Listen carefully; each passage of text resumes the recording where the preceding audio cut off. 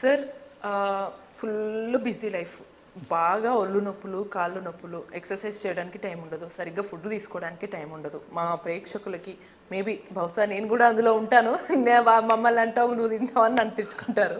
So మాకు మీరు మీ నాటు వైద్యం ద్వారా ఇచ్చే చిట్కాలతో మా నడు నొప్పులు, ముఖ్యంగా కాళ్ళ నొప్పులు, మోకాళ్ళ నొప్పులు ఉన్నాయి, ఆపరేషన్ దాకా కూడా వెళ్ళే పరిస్థితులు వచ్చిన వాళ్ళు కూడా ఉన్నారు. మరి మీరు ఎటువంటి చిట్కాలతో మాకున్న సమస్యని తొలగిస్తారు?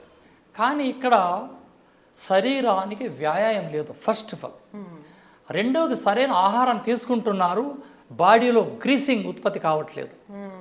అంటే జిగురు పదార్థం. బండ్ల కన్నా గ్రీస్ కొడతారు కదండి, బేరింగ్ ఫ్రీగా కాదు. ఇక్కడ బేరింగ్లు, ఇవే బేరింగ్లు. ఈ బేరింగ్ ఫ్రీగా ఎందుకు కాలేకపోతుంది? వాతం పెరిగింది బాడీలో. సరే, ఏది కొలబడిపోయిందో ఈ నొప్పులు పోవాలా, ఏం చేయాలా అని సబ్జెక్ట్. దీనికోసం ఏం చేయాలంటే మహాబీర విత్తనాలు తెచ్చి మిక్సీలో కొట్టాల. మనకు దొరుకుతాయి సార్ బయట? ప్రపంచమంతా దొరుకుతాయమ్మా. కరోనా వచ్చినకి చాలా భయపడిపోయి ఎక్కడ చూసినా ఆరోగ్యం తిరిగారు. ఇప్పుడు మహాబీర విత్తనాలు 200 గ్రాములు తెచ్చి, మహాబీర విత్తనాలు, దాంట్లో చిన్న చిన్న చిట్కా పుల్లలని పక్కన పెట్టండి, దాన్ని మిక్సీలో పౌడర్ కొట్టండి, కంటైనర్లో భద్రపరచండి, రాత్రికి నానేయండి, గ్లాస్ వాటర్లో 1 స్పూన్, పొద్దున్నే తాగేయండి. డైరెక్ట్ ముఖం కడిగిన తర్వాత డైరెక్ట్ తాగండి పరగడుపున.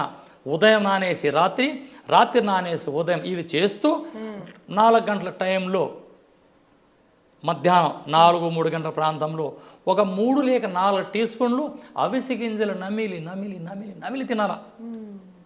పచ్చి బెండకాయలు తినాలా, 2-3. సార్ అంటే ఇలా అడుగుతున్నా అని అడగచ్చు, మేబీ బహుశా ఈ సమస్య బయటికి చెప్పలేకపోవచ్చు. కొంతమంది కొద్దిగా ఏజ్ రీత్యా పళ్ళు లేక నవలేని వాళ్ళు ఉంటారు.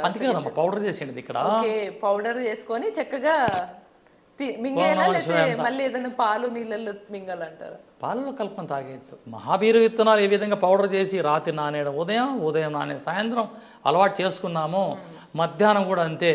ఈ అవిసె గింజల చూర్ణాన్ని 1 స్పూన్ అలా నోట్లో వేసి సప్పరించండి, అని పాలు తాగండి లేదా నీళ్లు తాగండి. ఇది రక్తంలో కలిసి గ్రీసింగ్ పెంచడంలో మహోన్నత స్థానం. రోజు 2 బెండకాయలు ఏ విధంగా తినండి, అన్ని ఆకుకూరలు తినండి, క్యారెట్, బీట్రూట్, కోసి ఇవన్నీ తినండి. ఇవి తినకనే ఈ రోగాలు వస్తాండి. జఠరాగ్ని పెంచే ఆహారాలు, మసాలాలు, బిర్యానీలు ఇవి పక్కన పెట్టండి. ఈ చికెన్ అస్సలు తినకండి, వచ్చేదే దీంతో రోగం.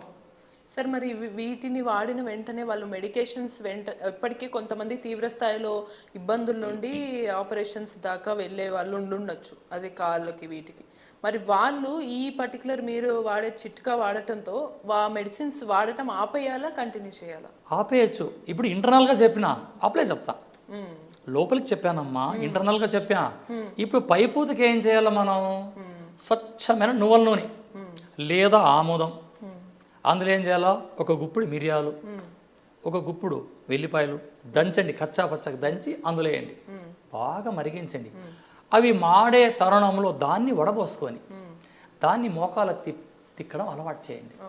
ఇక్కడ ఈ గ్రీసింగ్ వల్ల ఈ సెక్షన్ టైట్ అయిపోయి ఉంటుంది, ఇది లూజ్ అయిపోతుంది. ఇంటర్నల్గా చెప్పాను, అప్లై చెప్పాను. ఈ రెండిటి చేయక ముందు ఇంకొక పని చేయాలా, మల విసర్జన కోసం ఏదైనా తీసుకోవాలా.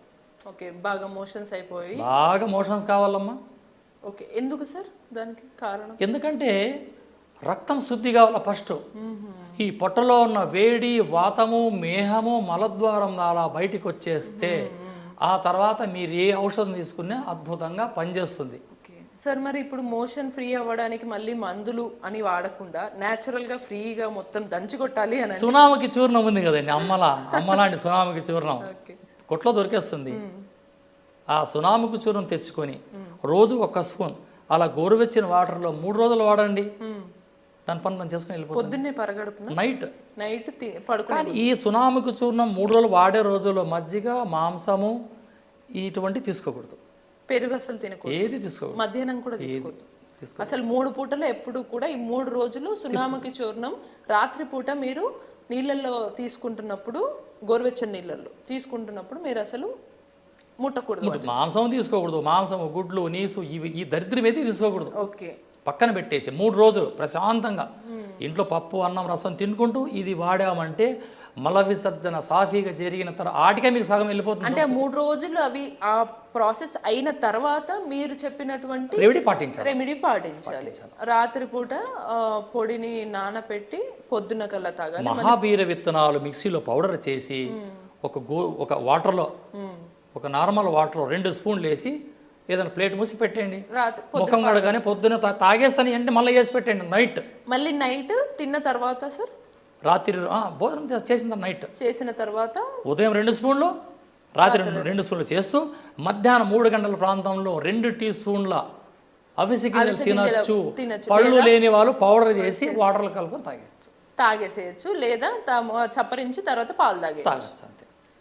ఇది ఎన్ని రోజుల వరకు వాడాలి? 90 రోజుల చిట్కా ఇది. 90 రోజులు ఆపరేషన్ లేకుండా ₹1 ఖర్చు కాకుండా 90 రోజులు ఇది వాడితే ఖచ్చితంగా ఆపరేషన్ దాకా వెళ్ళిన వాళ్ళైనా ఎటువంటి వాళ్ళకైనా. ఇప్పుడు వాళ్ళు ఏమంటారు, వెమకులు అరిగినాయి అరగడం ఛాన్స్ ఉండదమ్మా. ఈ ఎమకి మధ్యలో లేయర్ ఆ జిగురు వెళ్ళిపోయి అలా కూర్చొని అది పెయిన్ వస్తుంది అన్నమాట, అది వాపు వస్తుంది. ఈ స్వెల్లింగ్ పోవాలంటే పైపూతకి చెప్పాను, ఇంటర్నల్గా చెప్పాను, మల విసర్జన ఈ 3 చేసుకుంటే ఆటోమేటిక్గా మీరు మామూలుగా ఎదురు. నా అనుభవం నా దగ్గర చాలామంది వచ్చారు. రెండవది ఈ మోకాళ్ళు నడుమునికి భాగం చిన్నగా ఉండి ఇక్కడ నీకు పెద్దగా ఉంటుంది, పొట్ట ఇంత పెద్దగా అయిపోయింది. సింగిల్ ప్యాక్, అది 6 ప్యాక్ కాదు. ఎప్పుడైతే ఈ సింగిల్ ప్యాక్ వచ్చేస్తుందో ఈ బిల్డింగ్ పెద్దగా అయినప్పుడు పిల్లర్లు వీక్ అవుతాయి. అప్పుడే వస్తా ఉన్నాయి ఈ మోకాళ్ళ నొప్పులు. పుట్ట తగ్గడానికి గోరువెచ్చనిగా నీళ్లు తాగాల, ఇలా ఎనుక వంగాల రోజు 10 నిమిషాలు, ఆటోమేటిక్గా మీరు తగ్గిపోతారు. Okay okay. గోరువెచ్చని నీళ్ళు పరగడుపుని తాగేసి కాసేపు వెనక్కి వంగడం అలవాటు చేసుకుంటే ఈ ఫ్యాట్ అంతా కరుగుతుంది. అంటే స్టమక్ మొత్తంలో ఫ్లాట్ అయిపోతుంది.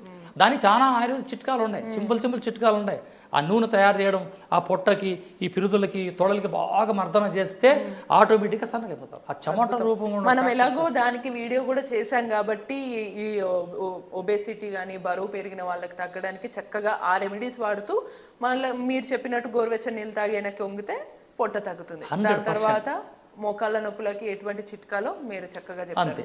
సో చూసారు కదా, మోకాళ్ళ చిట్కాకి ఇంత అద్భుతమైన రెమెడీ మనం మేబీ బహుశా ఎప్పుడు చూసుండము. మళ్ళీ కేఎస్ రసూల్ సర్జీ గురూజీ చెప్పినటువంటి నాటు వైద్య చిట్కాలు ఎంత ప్రభావితం అవుతాయంటే మనము ఖచ్చితంగా ఆపరేషన్ దాకా వెళ్ళే ఎటువంటి సమస్య అయినా సరే వెళ్ళే పని లేకుండా ఇంట్లోనే మన వంట ప్రాంతాన్ని, వంట చేసుకునే కిచెన్ని వైద్యశాలగా మార్చుకుంటే ఖచ్చితంగా మన సమస్యలన్నీ తగ్గిపోతాయి అన్నమాట. ఇటువంటి మరిన్ని టిప్స్ కోసం కీప్ వాచింగ్.